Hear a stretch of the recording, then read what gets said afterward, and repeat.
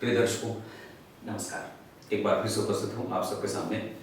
आज के इस कार्यक्रम में मैं आपसे चर्चा करने वाला हूँ। वैसे तो ये कुंडली विश्लेषण का कार्यक्रम है, पर फिलहाल ताकि ये कार्यक्रम सभी लोगों को देखने के लायक बन सके, सब लोग इसमें दिलचस्पी रखें और सब लोग इसको समझने की पूरी कोशिश करें।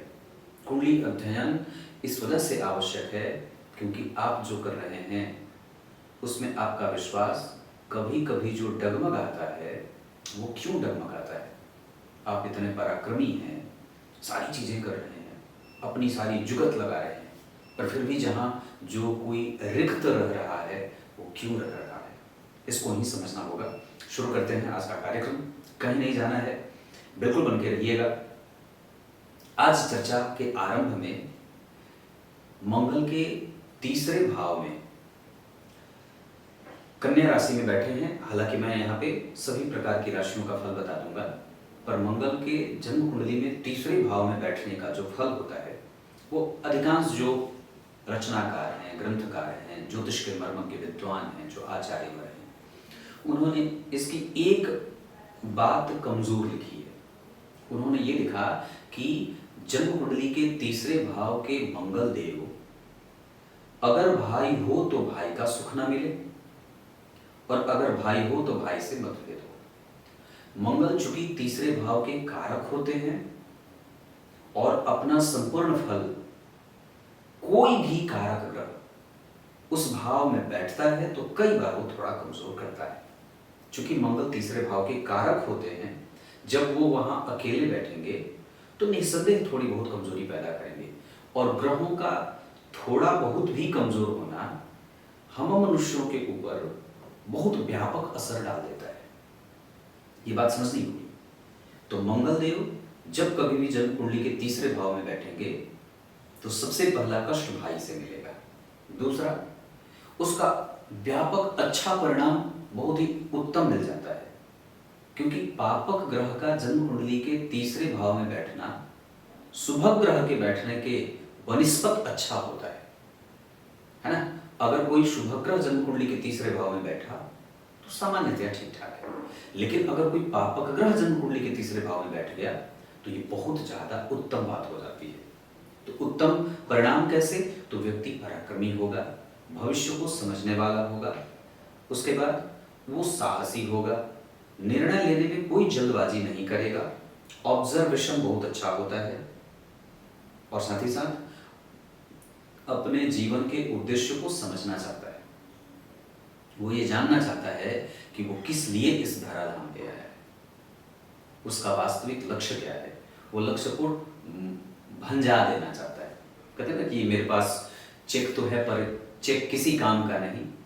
अगर या तो बैंक में पैसे नहीं है या तो फिर आप खुद उस चेक को लेकर के बैंक के पास नहीं जाते, अन्यथा वो चेक किस काम का है। वो एक वक्त के बाद नष्ट हो जाता है, उसकी कोई वैल्यू नहीं रह जाती है।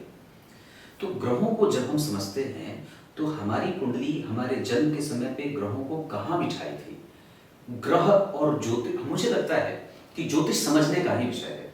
जैसे जैसे व्यक्ति आगे बढ़ता गया, दुनिया देखता गया, वैसे वैसे वो बुद्धिमान होता गया, लेकिन जितना दूर वो बुद्धिमानी में चला है उतनी ही ज्यादा दूर वो बेवकूफी में भी चला है। हाँ, नासमझी भी उतने ही लेवल की बढ़ गई है। पहले पूर्व के जो हमारे पूर्वज थे उनकी नासमझी भी बड़ी छोटी होती थी, लेकिन अब हमारी जो नासमझी है वो बहुत ज्यादा दूसरों को नुकसान करने वाली हो जाती है ना। हमारी एक छोटी सी गलती हमारे जो पूर्वज थे वो करते थे, उसका कोई भी बहुत बड़ा असर हम तक नहीं पहुंचता था, हमें नहीं झेलना पड़ता था। लेकिन अब चूंकि हम अब भविष्य में हमारे आने वाली पीढ़ियों के लिए, चूंकि जब हम पूर्वज होंगे तो सोच के देखिए कि हम उसे क्या देने वाले हैं। तो व्यक्ति जो कोई भी काम करेगा, जन्म कुंडली के तीसरे भाव का मंगल एकदम सुनियोजित तरीके से काम करने वाला बना देते हैं। बहुत गंभीरता से समझने की कोशिश। एक नेगेटिव पक्ष क्या होता है, जब कभी भी जन्म कुंडली के भाग्य भाव से मंगल का संबंध बन जाए, जैसे तीसरे भाव में बैठेंगे तो भाग्य भाव को देखेंगे, तो जब कभी भी जन्म कुंडली के भाग्य भाव से मंगल का संबंध बन जाता है तो व्यक्ति दिखा दिखा कर धर्म करने वाला हो जाता है। हाँ, वो बताएगा कि देखो मैंने ये पूजा की, देखो मैंने ये दान किया, देखो मैंने उसकी मदद की। ये चीज उसके, या इसको आप दूसरे शब्दों में ऐसे कह सकते हैं कि वो व्यक्ति जो किसी के लिए भी कोई काम करेगा तो चाहेगा कि दुनिया उसे जाने, वो चाहेगा कि लोग उसे जाने कि हाँ वो भी देता है। मतलब गुप्त तरीके से किए गए दान में उसका विश्वास थोड़ा कम, लेकिन प्रकट करके दान करने में उसका विश्वास थोड़ा ज्यादा होता है। बाकी भुजाओं का बल अच्छा है, सही निर्णय बहुत सही है, निर्णय लेने की क्षमता बहुत अच्छी है, भविष्य को समझने की क्षमता बड़ी अच्छी है ना। सबको विकसित होने देना चाहता है, सबको ही आगे बढ़े, ऐसा भाव। ये नहीं कि सिर्फ मैं ही आगे बढ़ूं, तरक्की वो सबके दरवाजे पर देखना चाहता है। ऐसी जो मन की स्थिति होती है, बुद्धि का प्रभाव होता है, ये बहुत अच्छा होता है। तो तीसरे भाव के मंगल जो होते हैं वो व्यक्ति को इतने सारे अच्छे परिणाम भी दे जाते हैं। क्लियर है? अब एक बात और है, अगर उसी मंगल पे सूर्य की दृष्टि पड़ जाए, अर्थात मंगल तृतीय भाव में और सूर्य नवम भाव में बैठे हों, तो व्यक्ति को निश्चित रूप से भाइयों से मतभेद और गहरा होता जाता है। अगर उसी मंगल पे चंद्रमा की दृष्टि है तो व्यक्ति को भाइयों का सुख लगभग मिल जाता है। अगर उसी मंगल पे बुध की दृष्टि है तो व्यक्ति का भाई बहन का व्यापार बहुत ही विस्तृत, और वो कुल खानदान में उसके भाइयों के मतलब जैसे होता है ना, भुजाओं का बल बहुत अच्छा होता है, क्योंकि एक शुभ ग्रह की दृष्टि पड़ गई। देवगुरु बृहस्पति की दृष्टि से व्यक्ति मालिकाना हक रखने वाला होता है, वसीयत लिखने वाला होता है। मंगल के ऊपर अगर गुरु की दृष्टि हो गई तो अगर छोटा भी वो घर का रहेगा तो भी पूरा खानदान उसे ही मालिकाना है, ऐसा। शुक्रदेव अगर हो जाएंगे तो यहाँ व्यक्ति हाजिर जवाब प्रवृत्ति का हो जाता है। अनुभवी होने के कारण वो बहुत जल्दी जल्दी किसी भी काम को, मतलब होता है ना कि अपने संघर्ष से अपनी सफलता प्राप्त किया और हर एक चीज पर अपनी मजबूत पकड़ रखने की नियत बुद्धि लेके बैठा है। ऐसा कब? जब उसी मंगल पे शुक्र की दृष्टि पड़ जाए, उसी मंगल पे जब शनि की दृष्टि पड़ जाएगी तो फिर यहाँ भी भाइयों से मतभेद दिखने लगता है। यहाँ भी आपके जीवन में तमाम प्रकार की चुनौतियां, रोग व्याधि से जूझना पड़ता है। राहु भयंकर मेहनती, विस्तारवादी नीतियों का प्रचार करने वाला, विस्तार करो, मतलब पर्यावरण ध्वस्त हो जाए पर महल बननी चाहिए, ऐसा वाला नेगेटिव है ये। उसके बाद केतु, हाँ वो समझौतावादी प्रवृत्ति को अपनाने वाला हो जाएगा। ऐसे हैं जन्म कुंडली के तीसरे भाव में मंगल। एक बात और भी है जो समझनी होगी, अगर आपकी कुंडली के तीसरे भाव में मंगल बैठे हैं और अगर वो किसी शुभ ग्रह की राशि में बैठे हैं तो सिद्धांतकार लिखते हैं कि जन्म कुंडली के कोई भी पापक ग्रह, शनि मंगल राहु केतु, अगर शुभ ग्रह की राशि में बैठे हैं तो उनके अच्छे परिणाम जातक के जीवन में निश्चित रूप से मिल जाते हैं। तो यहाँ मंगल एक तो भाव के आधार पर तीसरे भाव के मंगल अच्छे परिणाम करते हैं, पापक ग्रह की राशि का तीसरे भाव में बनना या पापक ग्रह का तीसरे भाव में बैठना उत्तम हो जाता है जातक के लिए। अब यहाँ पे दूसरा सिद्धांत क्या होगा कि पापक ग्रह का किसी शुभ ग्रह की राशि में बैठना और तात्कालिक मैत्री में अगर वो मित्रता का भाव रखते हो तो मंगल के घुमा करके भी जातक के पक्ष में परिणाम देने की प्रवृत्ति बन जाती है। बुध यहाँ इनके साथ संपर्क में है क्योंकि परिवर्तन कर रहे हैं, तो यहाँ मंगल का जो नेगेटिव परिणाम मिल रहा था वो कई बार जातक के पक्ष में काम करने वाला हो जाएगा। आरंभ में जातक को लगेगा कि मैं हार रहा हूं, बाद में उसकी ही यात्रा उसके अंत तो गत्वा उसको विजय श्री को प्राप्त करा देती है।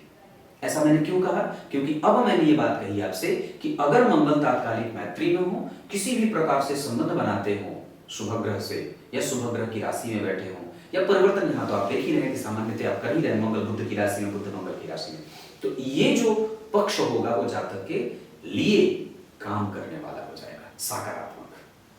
अब आइए इनकी कुंडली के पंचांग से आपका परिचय करा देता हूँ। फिलहाल ये कहीं बाहर रहती हैं और शुरू से इनकी कुंडली का अध्ययन करेंगे।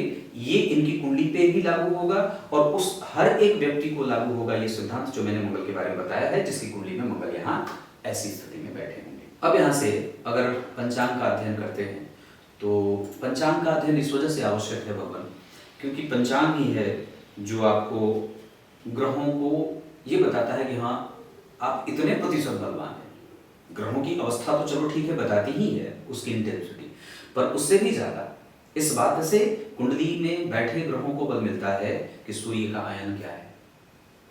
चंद्रमा दक्षिणायन के हैं, उत्तरायण के हैं, शुभग्रह दक्षिणायन के हैं कि उत्तरायण के हैं, सूर्य बुध गुरु चंद्रमा कब कौन से आयन में उनका जन्म हुआ है ना।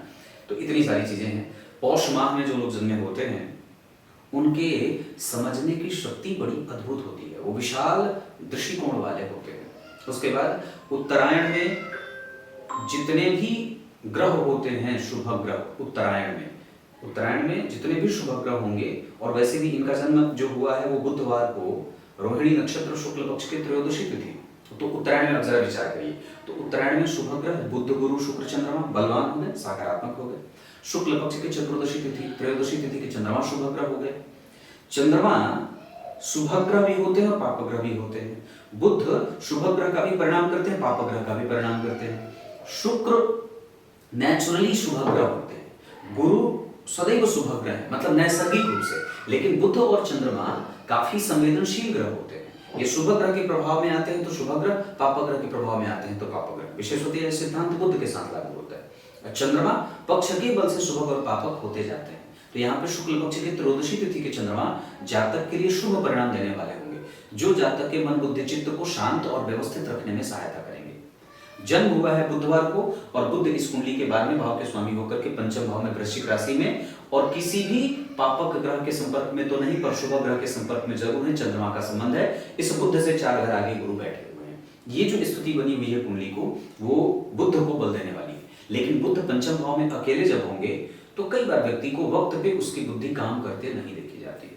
वक्त पे चीजें भूल जाए, परीक्षा हॉल में भूल जाए, निर्णय लेना हो तो सफोकेट हो जाए, समझ ही नहीं आए कि क्या करना है। तो इस तरीके का परिणाम बुधदेव अकेले करते हैं। हालांकि पंचम भाव में बैठे हैं तो मैं इन्हें कमजोर नहीं कहूंगा, पर परिवर्तन में अगर नहीं होते मंगल के साथ तो ये और भी ज्यादा गड़बड़ हो जाती बात। और उच्च के चंद्रमा के साथ आमने सामने बैठे हैं तो यहाँ व्यक्ति की सुंदरता को निश्चित रूप से बहुत ही ज्यादा लंबे समय तक के लिए व्यक्ति की सुंदरता को आगे बढ़ा देते हैं।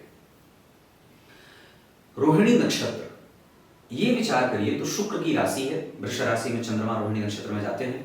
तो वृष राशि अर्थात शुक्र का नक्षत्र और रोहिणी नक्षत्र अर्थात चंद्रमा का, पर इसके जो स्वामी देवता होते हैं वो ब्रह्मदेव होते हैं। ऐसे लोग जो रोहिणी नक्षत्र में जन्मे हो उनको ब्रह्मदेव की पूजा करनी चाहिए। निश्चित रूप से पुष्कर तीर्थ की यात्रा करनी चाहिए। ब्रह्मदेव की पूजा ब्रह्मणे नमः, ओम ब्रह्मणे नमः इस मंत्र का जप करना चाहिए। श्री ब्रह्मणे नमः, कुशा के ब्रह्मदेव बना करके उनकी पूजा करनी चाहिए। साथ ही साथ अगर हो सके तो अपने से श्रेष्ठ ब्राह्मणों का, या कोई भी हो, मतलब अपने से श्रेष्ठ जो भी बड़ा, ब्राह्मणों नहीं, ब्राह्मण तो श्रेष्ठ ही है, अपने से बड़ा जो कोई भी हो उसका आदर निश्चित रूप से इस भाव के साथ करना चाहिए कि ये ब्रह्मदेव ही है ना। बड़ा आदरपूर्ण ये बात हो जाएगी। तो ये शुक्ल पक्ष के त्रयोदशी तिथि, चंद्रमा व्यवस्थित, जो व्यक्ति को धनवान और सुखी बनाते रहेंगे। रोहिणी नक्षत्र, अगर हो सके तो चिरचीटे की जड़ अपने गले में धारण करें और दान पुण्य में विश्वास रखें। गौशाला में दान करें, अमावस्या को दान करें, और कुशा के ब्रह्मदेव की पूजा निश्चित रूप से करें। या ब्रह्मदेव की मूर्ति अगर कोई मिल जाए, उनकी तस्वीर अगर मिल जाए तो निश्चित रूप से उनकी पूजा करनी चाहिए। रोहिणी नक्षत्र शुभ योग, ये बहुत अच्छा होगा। वैश्यवर्ण और मनुष्यगण होगा। वैश्यवर्ण और मनुष्यगण के कारण व्यक्ति निर्णय लेने में संकुचित व्यवहार भी कभी कभी करता है, मतलब वो अपने फायदे और अपने हानि को लेकर के काफी सजग बिहेवियर रखने वाला होता है। वैश्य वर्ण के कारण राजसिक प्रभावों का व्यक्ति के अंदर गुण देखने को मिलेगा, और मनुष्य गण के कारण व्यक्ति में 16 कलाएं देखने को मिल जाएंगी। ईर्ष्या, द्वेष, छल, कपट, मोह, मात्सर्य, आलस्य, प्रमाद, कुंठा, जागृति, प्रवृत्ति, ये सब सारी चीजें है ना, तृष्णा वगैरह भी सारी चीजें रहती है, क्योंकि मनुष्य के अंदर ये सारी चीजें भरी रहती हैं। तो कुल मिलाकर के इस कुंडली का पंचांग सबसे अच्छा बना। वार के अधिपति पंचम भाव में बैठे हैं, ये भी बहुत अच्छी बात है। लेकिन इसमें सबसे अच्छी बात है कि जन्म कुंडली के चंद्रमा व्यवस्थित है और लग्नेश होकर के उच्च के बैठे हैं एकादशवें भाव में। गुरु और केतु का प्रभाव तो नहीं है, पर गुरु से चंद्रमा केंद्र में कम से कम बैठे हुए। नमाज कुंडली में ये चंद्रमा गुरु से तृतीय एकादशवें के संबंध में, जबकि दशमांसा चक्र में ये चंद्रमा जो बैठे हैं वो गुरु से षडाष्टक में जा रहे हैं। तो कर्म क्षेत्र के लिए गुरु और चंद्रमा थोड़े कमजोर जरूर हो रहे हैं। व्यक्ति को राजनीतिक प्रपंचों में कई बार उलझने वाला, या राजनीति का शिकार हो जाने वाला, या राजनीति करने वाला, तीनों ही चीजें मतलब जातक के साथ कई बार घटित होने लगती है। तो ये आपकी कुंडली का पंचांग है। अब यहाँ से मैं आपकी कुंडली को ये बताऊंगा कि कौन से ग्रह कितने अंश पे विराजमान है, किस नक्षत्र में बैठ करके कैसा फल कर रहे हैं। सबसे पहले आप जब कभी भी कोई कुंडली देखते हो तो उस कुंडली के लग्न के मान को स्पष्ट करिए कि उस कुंडली का लग्न मान कितना है। लग्न मान ही जातक की कुंडली को बलवान बनाने में महत्वपूर्ण भूमिका निभा देता है। अगर लग्न का मान कमजोर है तो जातक के जीवन में जितनी भी व्यवस्था बनेगी, चाहे वो व्यवहार को लेकर के हो, स्वभाव को लेकर के हो, आचरण को लेकर के हो, विचारों को लेकर के हो, उसके बाद उसके दिनचर्या को लेकर के हो, उसके निर्णय लेने की क्षमता को हो, है ना, सारी चीजें, आप उसके स्वास्थ्य को लेकर के, उसकी आयु को लेकर के, वो जो पूरा कटोरा होता है वो लग्न के मान पे निर्भर करता है। उसकी जो शिरोबिंदु है वो लग्न के मान पर निर्भर करती है। तो व्यक्ति का जो प्रोग्रेस है, आप लग्न के मान को ना व्यक्ति के संस्कार से जोड़ सकते हैं कि व्यक्ति का जो संस्कार है वो सदैव उसका समाज में दिखा देता है कि व्यक्ति की परवरिश कैसे हुई है, इसका लालन पालन कैसे हुआ है। तो वैसे ही कुंडली के जितने भी ग्रह जो यात्रा कर रहे होते हैं विभिन्न राशियों में या विभिन्न दिशाओं में, वो इस बात पे ही निर्भर करेगी बात कि ग्रह उस दिशा में, उस भाव में बैठकर कैसा फल करेगा, कि व्यक्ति की परवरिश कैसे हुई, उसका लालन पालन कैसा हुआ, केंद्र में बन रही राशियां कौन सी हैं और लग्न का मान कितना है। तो लग्न का मान अगर यहाँ देखें तो 14 अंश का है। ये प्रबुद्ध लग्न इसको कहा जाता है, युवावस्था का लग्न कहा जाता है। इसका अर्थ होगा कि अगर ग्रह और लग्न व्यवस्थित हो रहे हैं, ग्रह अगर थोड़े कमजोर भी हैं लेकिन अगर लग्न का मान कमजोर नहीं है, मजबूत बना हुआ है जैसे कि ये बना है, तो इस अवस्था का परिणाम होता है कि जातक की प्रोग्रेस 100% सिद्ध हो जाती है। वो अपने उम्र के एक नहीं लाखों लोगों में एक हो जाता है। इस सीमा तक की जो आयु होती है, जैसे 1998 के हैं पर ये बाहर है, बाहर धन कमा रही है, बहुत अच्छी नौकरी भी कर रही है, जबकि 1998 की कुंडलियां मेरे पास आती हैं अभी तो उनका करियर ही समझ नहीं आता है, और अगर प्रश्न पूछेंगे भी तो विवाह ही पूछेंगे खाली, कैसा है कैसा है कैसा है कैसा है। तो इतनी सारी चीजें, तो व्यक्ति के अंदर जो मेडिटेशन है, जो उसकी काम करने की शक्ति है, जो संकल्पना वो लेकर के अपने करियर को आगे बढ़ा रहा है, उसको पूरा करना चाहता है, उसमें इस लग्न के मान का विस्तृत अध्ययन होता है। और अगर लग्न का मान व्यवस्थित बना हुआ है तो कुंडली अपने आप आधी आपके मुट्ठी में आ जाती है। तो यहाँ पे लग्न का मान 14 अंश, पुष्य नक्षत्र का लग्न बना है, पुष्य नक्षत्र के चौथे चरण का जन्म है। हालांकि फिर भी ठीक है, पर फिर भी आश्लेषा तक, आश्लेषा 29 अंश के राहु बैठे हैं आश्लेषा नक्षत्र में। जरा विचार करिए, तो आश्लेषा नक्षत्र के चौथे चरण में राहु है और पुष्य नक्षत्र के चौथे चरण का लग्न बना है। दोनों ही चौथे चरण में, मतलब दोनों ट्रांजिशन में है, दोनों बदलेंगे, क्योंकि राहु भी बदल रहे हैं, आश्लेषा के चौथे चरण में है और पुष्य नक्षत्र जो बना है वो भी चौथे चरण में आश्लेषा आने वाला है। इस हिसाब से हमें थोड़ा बहुत कभी कभी गड़बड़ी का भी स्वभाव बन जाएगा, हमें निर्णय लेने में दिक्कत होगी। हम जब तक पूरे तरीके से व्यवस्थित ना हो जाएं तब तक किसी भी निर्णय को सुनाने में जल्दबाजी ना करें। लग्न में राहु बैठे हैं तो व्यक्ति को बहुत सारी चीजें सीखने और सिखाने वाला भी बना देते हैं। इतना भी याद रखना होगा कि लग्न के राहु, इसमें एक सिद्धांत है, केंद्र त्रिकोण गो राहु स्थितः स्वतो स्वतः। लग्न में और विशेषतया केंद्र के जो राहु होते हैं, केंद्र में विशेषतया लग्न के जो राहु होते हैं, वो व्यक्ति के जीवन में अनुभवों का बड़ा विस्तार दे देते हैं। उसके पास अपने ग्राम क्षेत्र का तो अनुभव है ही, उसके पास विदेशों का भी अनुभव है।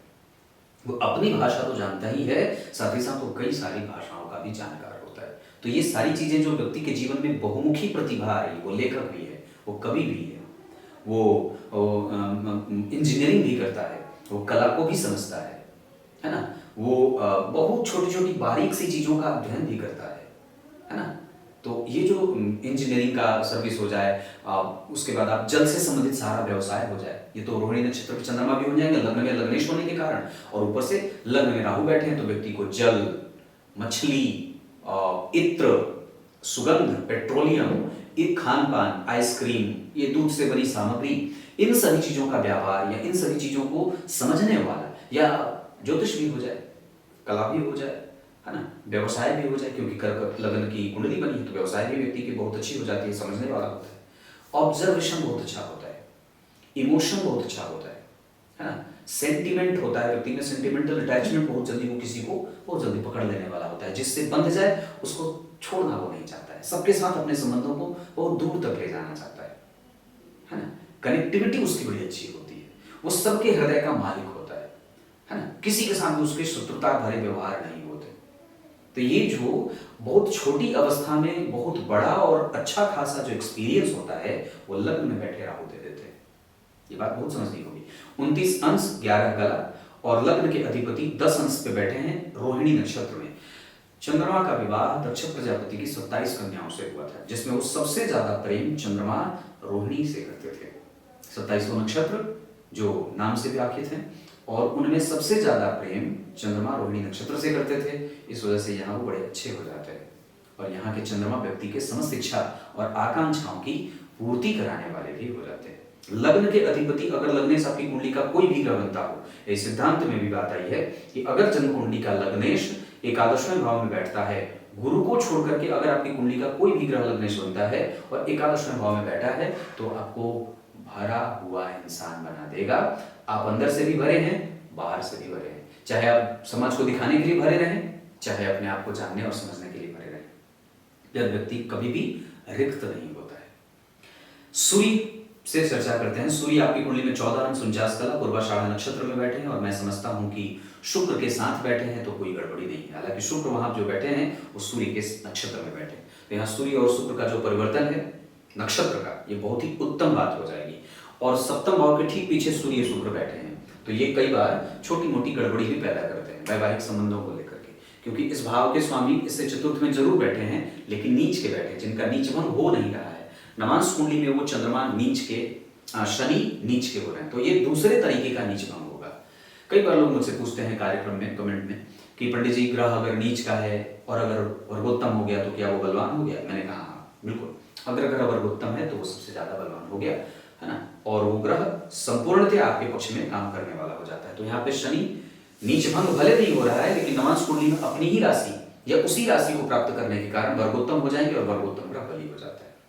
तो इस कुंडली का मारक ग्रह बलवान हो गया। मारक ग्रह का बलवान होना अच्छा नहीं होता है, इसको ही विशेषण कहते हैं। ग्रह वर्गोत्तम हुआ तो अच्छा हो गया, लेकिन अब सिद्धांतकार आचार्य वराह में लिखते हैं दुर्बली दुर्बला गया विपरीतः शनि स्मृता।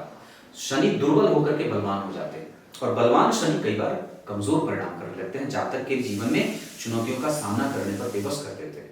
तो यहाँ पे ये शनि के साथ लड़ना हो रही है। ग्रह बलवान तो हुआ लेकिन आपके पक्ष में कम, विपक्ष में ज्यादा चला गया। यहाँ पे सूर्य और मंगल, सूर्य जन्म कुंडली के 10वें स्थान में, यहाँ पे अपने उच्च की राशि से नवम में बैठे थे, ये भी बहुत अच्छी बात है, और मित्र की राशि में बैठे थे। यहाँ पे परिवर्तन वैवाहिक सुखों को कई बार जो है वो कंफ्यूज कर रहा है।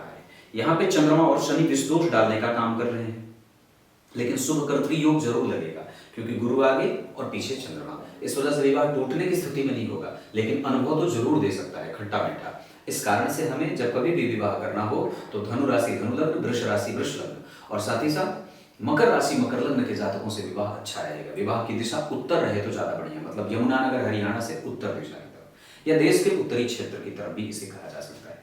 तो इतनी सारी चीजें हैं।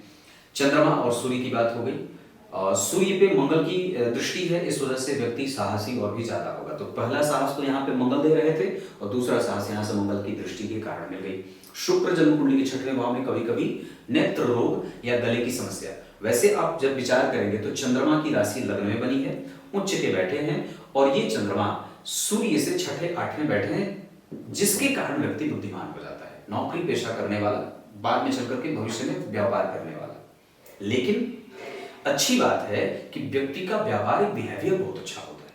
व्यापारिक बिहेवियर किसी को भी रुष्ट नहीं होने देना चाहती, वो चाहती है सब उसके साथ बने रहे।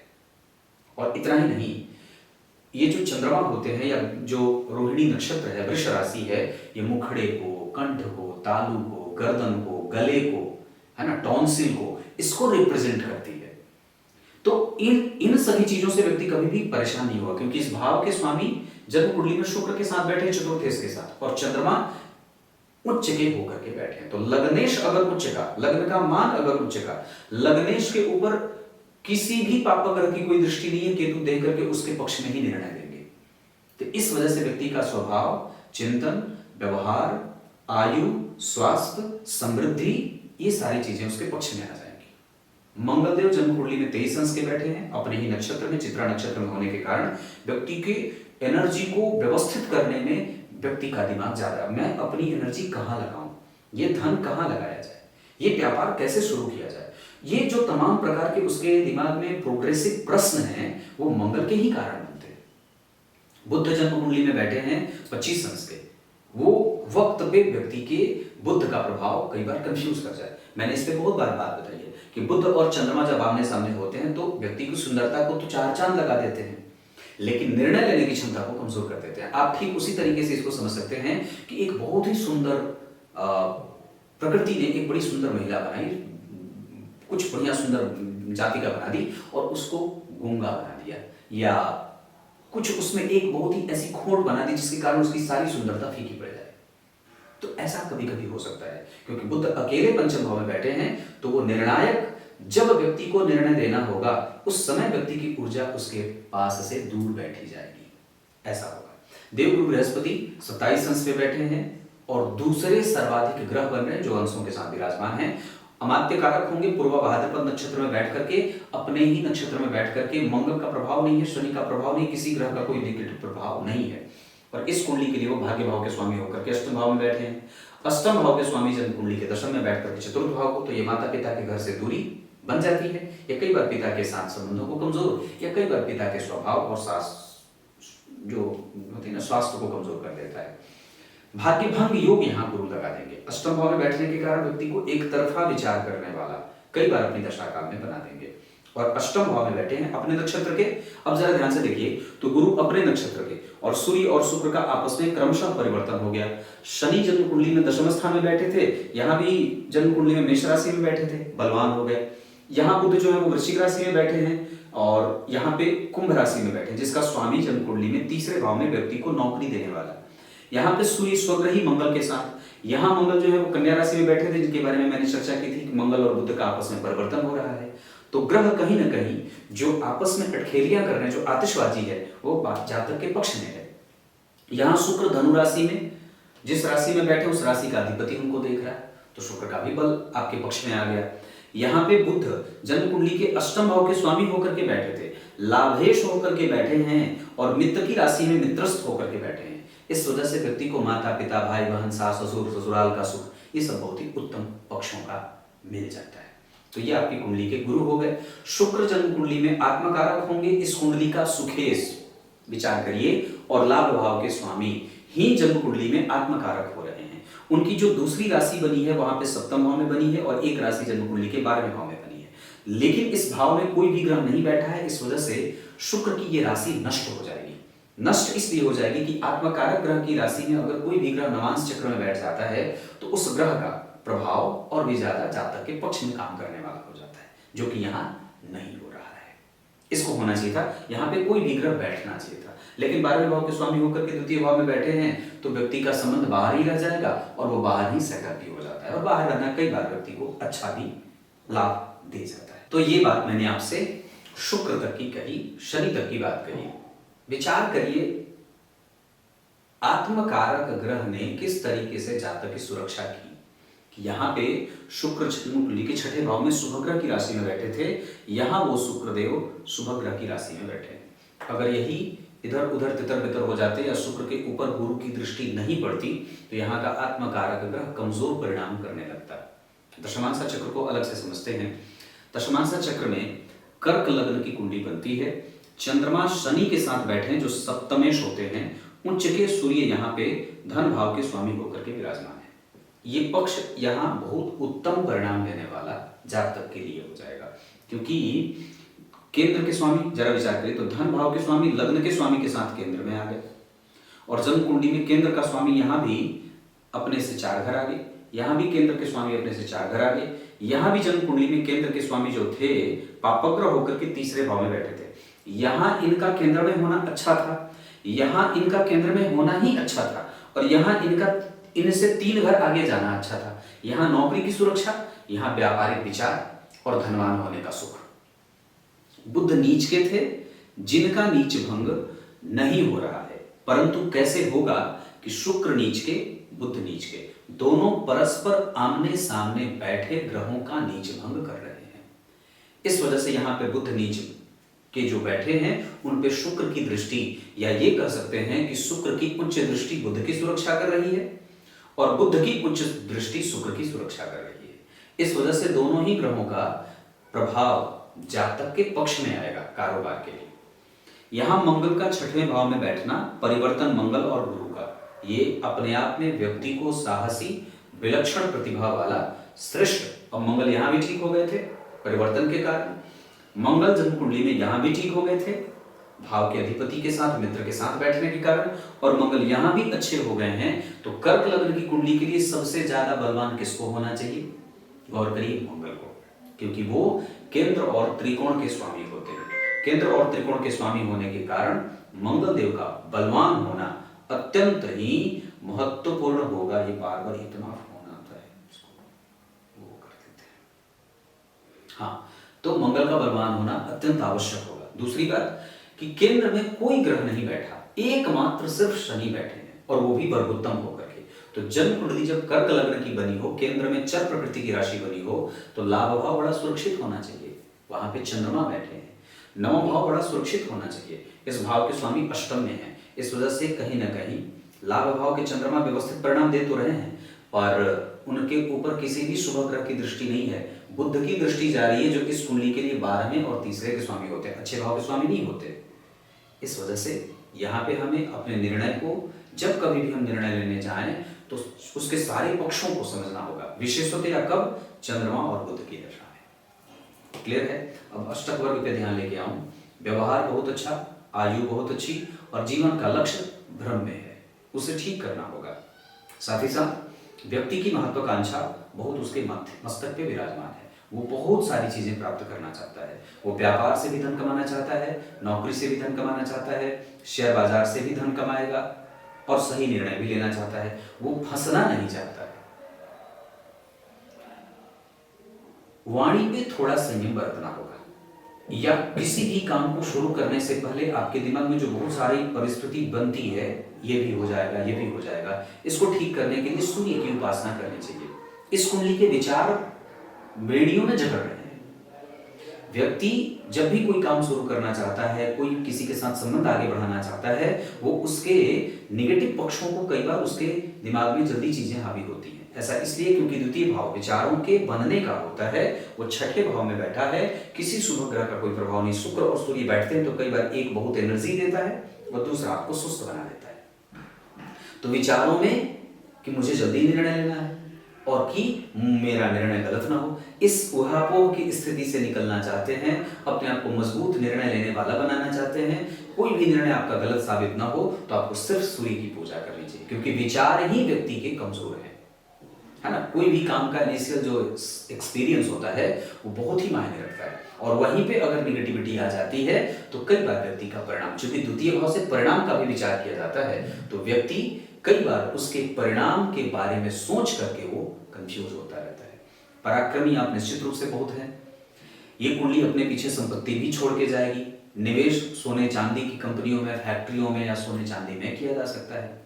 और ये कुंडली निश्चित रूप से अगर देखें तो पंचम भाव को थोड़ा परेशान कर रही, तो पेट का ध्यान सदैव रखना होगा। और ये कुंडली साहसी है, इसमें कोई दो राय नहीं है। नौकरी और व्यापार में से व्यापार दूसरे नंबर पे, नौकरी पहले नंबर पे। कंसंट्रेशन पे काम करना है।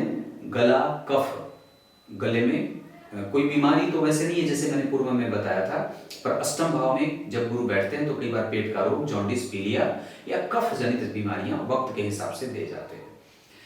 कम्युनिकेशन को ठीक रखना होगा। आप चाहे जिससे भी विवाह करें उसके साथ कम्युनिकेट करें। मैत्रीपूर्ण व्यवहार जिसके साथ ज्यादा बनता हो, जिसके साथ आप बहुत ज्यादा फ्री महसूस करते हो, उसके साथ संबंधों को आगे बढ़ाने में मदद मिलेगी और उसके साथ विवाह अच्छा चलेगा। वैसे आपका विवाह स्थिरता और स्थायित्व को देने वाला होगा।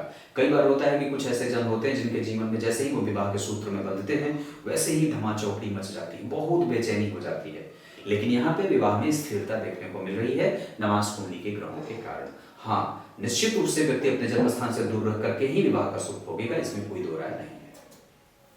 धर्म और भाग्य में रुचि, धर्म और भाग्य का संतुलन व्यक्ति के जीवन में बना रहे, इस वजह से अपने से बड़ों का आदर इस कुंडली को बहुत ही ज्यादा आगे लेके जाएगा। अनुशासन पे काम करना होगा, पिता के साथ संबंधों को ठीक करना होगा, और प्राप्त आप निश्चित रूप से जो करना चाहते हैं वो कर जाएंगे। बाहर रहना, बाहर रहकर यश कमाना इस कुंडली के लिए बहुत अच्छा है ना। नक्षत्र के आधार पर रोहिणी नक्षत्र में दान करना सर्वोत्तम होगा। पुष्य और उत्तराषाढ़ा, उत्तरा भाद्रपद, हस्त, भरणी और आर्द्रा ये नक्षत्र किसी भी काम को करने के लिए अच्छे रहेंगे। अंक 2 और 5। दिन आपकी कुंडली के लिए मंगलवार और गुरुवार का बहुत अच्छा रहेगा, सोमवार भी ठीक है। विवाह की दिशा मैंने उत्तर बता रखी है, विवाह जिससे करना है वो भी बता दिया है। भवन जिसमें आप निवास करना चाहते हैं वो रहेगा उत्तर दिशा का मकान बहुत अच्छा रहेगा, बाहर रहना ठीक रहेगा। अभी गणेश जी की पूजा और सूर्य की पूजा आदित्य हृदय रविवार को 21 बार पढ़ें, सूर्य को घी का दीपक दिखाएं, आरती करें, कपूर की आरती दिखाएं, लाल चंदन की माला गले में धारण करें, शिव जी को केसर अर्पित करें पीस करके चंदन और केसर। इसके साथ अगर बात बन पड़े तो रविवार को नमक का सेवन बिल्कुल बंद करें, जिससे मन शांत रहेगा। और अगर हो सके तो ओम ब्रह्मणे नमः या गुरु मंत्र का जप आपके मानसिक शांति को बढ़ाने वाला हो सकता है। दान मैंने चिरचीटे का कहा है, अपने शरीर को दान करें, चिरचीटा अपने शरीर में धारण करिए, ये बात बनती है। अमावस्या के दिन अनाज दान करें, यह भी बहुत अच्छा होगा। किसी गुरुकुल में पढ़ने वाले विद्यार्थी को हर महीने जरूर कुछ न कुछ उसकी सहायता आर्थिक रूप से कर दी। इतनी सारी चीजें सक्षम है तो। और उसके बाद राहु हैं अभी कम से कम आपकी कुंडली में 2033 तक। एक लाजवर्त धारण करना चाहिए जीवन पर्यंत। इस कुंडली में अगर कोई रत्न बनेगा तो वो गुरु का रत्न पुखराज बनेगा। साथ ही साथ अगर आप चाहें तो सूर्य का रत्न माणिक भी धारण कर सकते हैं।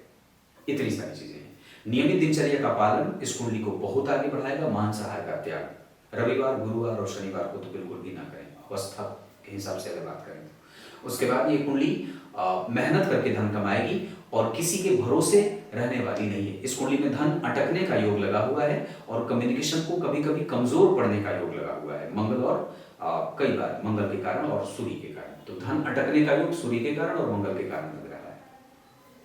गुरु, अब एक एक ग्रह को समझते हैं। तो चंद्रमा से तृतीय घर में राहु का होना पराक्रमी बनाए। चंद्रमा से पंचम घर में मंगल का होना व्यक्ति को दूरदर्शिता देते हैं। चंद्रमा से 7वें घर में बुध का होना कंफ्यूज करता है लेकिन सुंदर बनाता है। चंद्रमा से 6ठे घर में सूर्य का होना नौकरी करने वाला। चंद्रमा से 6ठे घर में शुक्र दाम्पत्य को ऊंचाई देने वाला। चंद्रमा से 7वें घर 9वें घर में केतु का होना, नवम पंचम का संबंध व्यक्ति को धार्मिक बनाता है। चंद्रमा से 10वें स्थान में गुरु का होना अच्छे पद वाला, बहुत जल्दी सफलता अर्जित कर लेने वाला। चंद्रमा से 12वें घर के शनि, विदेश यात्रा, बाहरी प्रवास। उसके बाद अगर गुरु को समझते हैं तो गुरु यहाँ कुंभ राशि में, नवांश कुंडली में मिथुन राशि में है। यश मान पद प्रतिष्ठा गुरु अपनी दशा काल में देंगे। उसके बाद जो शनि आएंगे तो वो शनि वर्गोत्तम है, तो कुछ अच्छे अनुभव कुछ बुरे अनुभव दोनों ही मिले, लेकिन व्यक्ति एकांत में शनि की दशा में जाते हुए नजर आएगा। राहु की दशा में लाजवर्त धारण करना है, शनि की दशा में भी लाजवर्त धारण करना होगा। गुरु की दशा से पहले लाजवर्त अगर गुरु की दशा में अभी भी पहनना चाहते हैं तो लाजवर्त के साथ गुरु अभी भी धारण कर सकते हैं, इसमें कोई दो राय नहीं है। क्लियर है?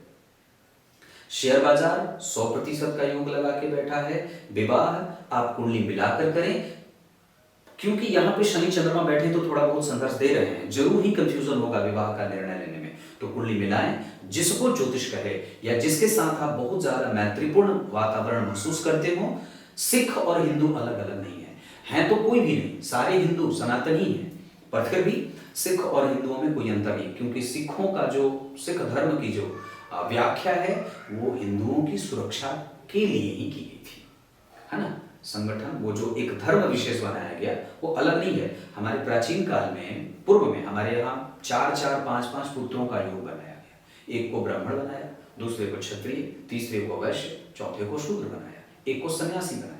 पंचपुत्र योग, प्रत्येक सनातनी को 5 पुत्र का योग क्यों कहा गया करने को? 5 पुत्रों की क्यों उत्पन्न करने की बात कही गई? पहला ब्राह्मण, क्षत्रिय जो सिख हो जाए, वैश्य, शूद्र सेवा करे समाज की, और 5वां सन्यासी बने। इससे बैलेंस बना रहता है। तो अलग नहीं है, हिंदू, सिख, जैन और बौद्ध अलग नहीं है, एक ही है, बस कुंडली मिलनी चाहिए। क्लियर है? कुछ इसी तरीके से आज के इस कुंडली विश्लेषण के कार्यक्रम का समापन करते हैं। तब तक के लिए बहुत बहुत नमस्कार।